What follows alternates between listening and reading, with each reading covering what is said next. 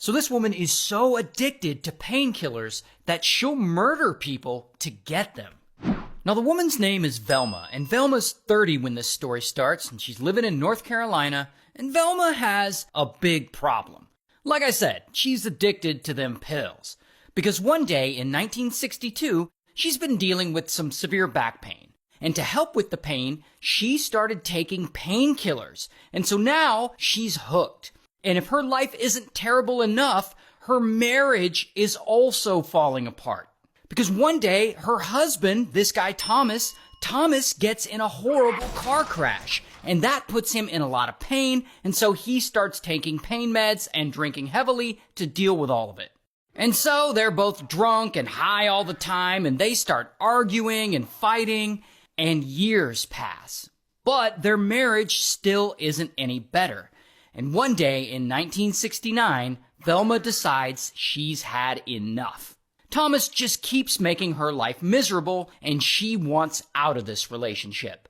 Now, she could go and get a divorce like a normal human being, but of course, that's not what she does. Instead, she decides that the only way out of this marriage is to kill Thomas. So one night, while Thomas is sleeping, she allegedly sets the house on fire with him still in it. And unfortunately, the fire ends up unaliving Thomas.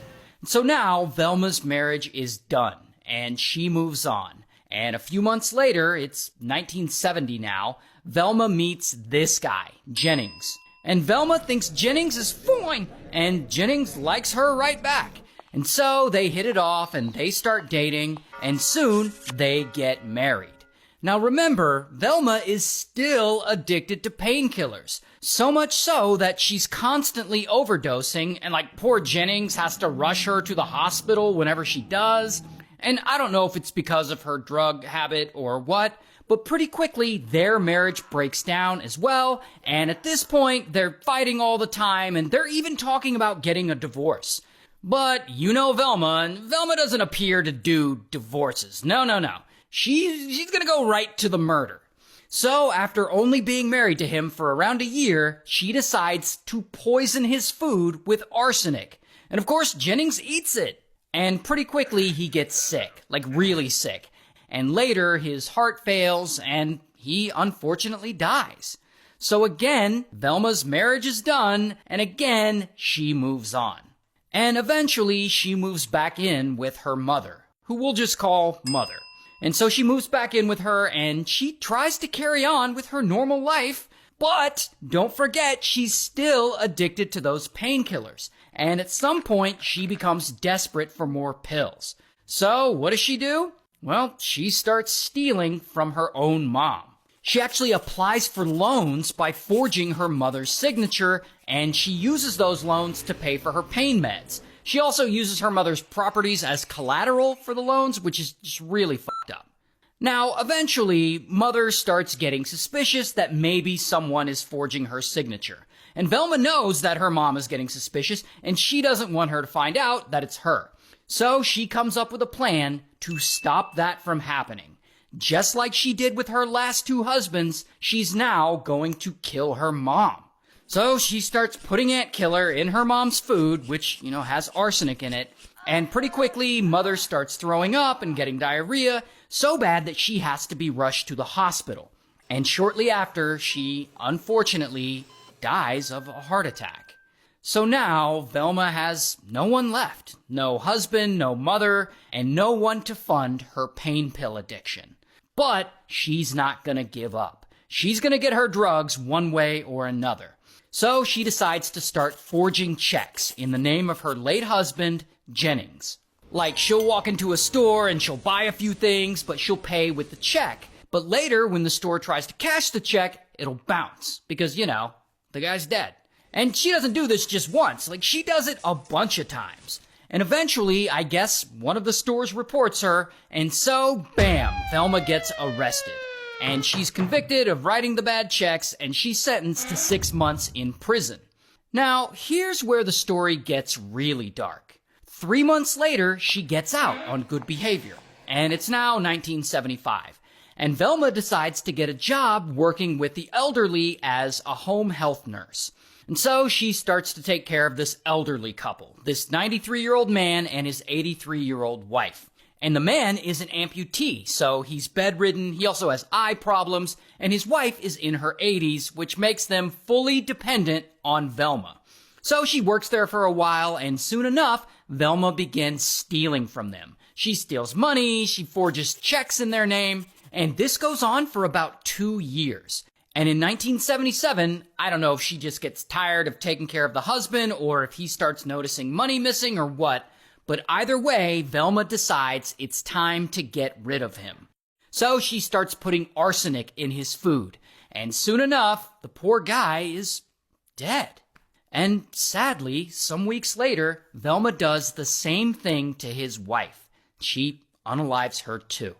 And from there, she just keeps going. Like a month later, she takes another job caring for another elderly couple, and before long, she forges a $50 check from the husband. And husband eventually sees the check, and he knows he's not the one who signed it. Now, he doesn't necessarily suspect that Velma forged it, but he still reports it to the police. And they look into it, but they don't find enough evidence to accuse anyone of any crime. And this, the fact that she didn't get caught, only seems to make Velma bolder. So she keeps doing it. She steals $100 here, $200 there, and no one suspects it's her. But soon enough, the husband and wife do start to suspect it's her. And Velma doesn't want anyone to suspect that she's stealing. So she decides she's gonna do the thing that she always does. She's gonna murder one of them, the husband. And that's exactly what she does. She serves him some food laced with arsenic, and unfortunately, he doesn't survive. He dies from a heart attack. And again, no one suspects Velma. So it just seems like she's just gonna keep going on killing people one by one, and she'll keep getting away with it. Until a few months later, Velma starts dating this guy. His name's Stuart. And before long, she moves in with Stuart. And of course, she starts stealing from him too, because that's who she is, and she needs money to pay for her painkillers. So she starts forging his signature on checks. But then, one day, Stuart finds a forged check with his signature on it, and he knows he didn't write this check. And he also knows there's only one person who could have done this to him, his girlfriend, Velma. So he confronts her, and he warns her that if this happens again, he'll call police. And you already know Velma isn't going to let that happen. So she decides it's time to kill Stuart too. So once again, Velma starts lacing his food with poison, and then I guess they drive to church that day, and during the sermon, Stuart starts getting really sick. Later, Velma drives him home, but he's still feeling really bad, and so a friend, who I guess is with them, is super concerned, and he calls an ambulance. But, unfortunately, it's too late. Poor Stuart doesn't make it. Here's the thing, though. Because he's not elderly like the other people she poisoned, doctors find this sudden death pretty suspicious. And so they perform an autopsy and they discover traces of arsenic in his system. And that is when police get a tip linking Velma to the case, noting that a few of her previous husbands had also died under mysterious circumstances. And so, bam, she's arrested. And I don't have a mugshot, but here's a picture of her behind bars. And ultimately, she's found guilty of first-degree murder, and she gets sentenced to death.